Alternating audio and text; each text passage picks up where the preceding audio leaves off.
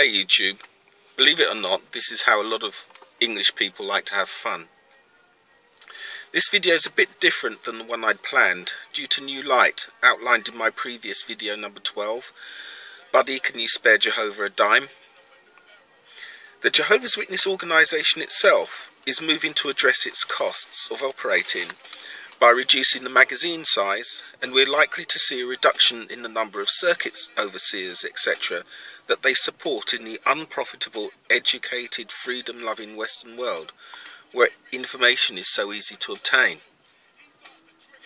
From the information available, it's clear to see that the organisation is investing heavily in Africa, in their property, and spending millions on a literature loss leader campaign.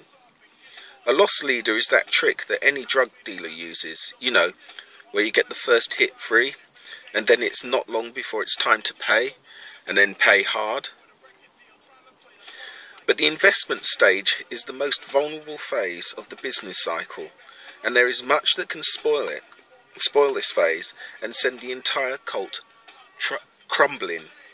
Just like that golden iron statue with the feet of clay. The move to Africa also represents another key change in Jehovah's Witness business strategy.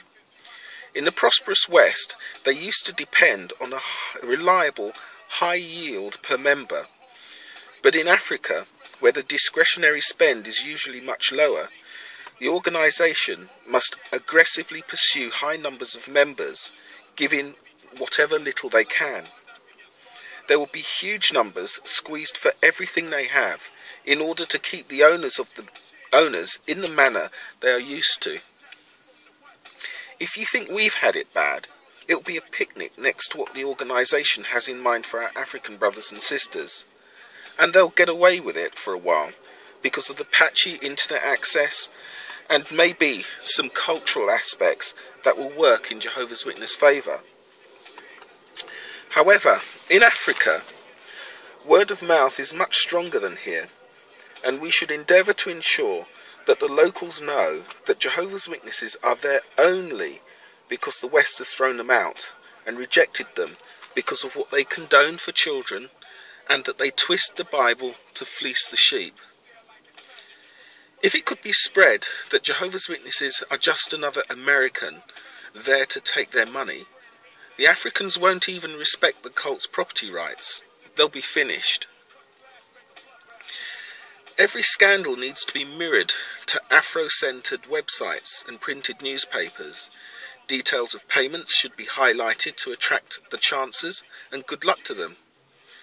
Basically, give the Africans enough information to work out for themselves how to get something from those rich Americans bearing twisted Bibles.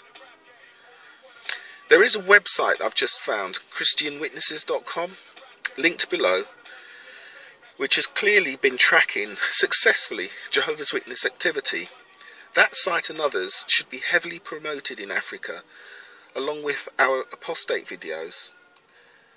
Let Jehovah's Witness organisation know that it can run, but it can't hide.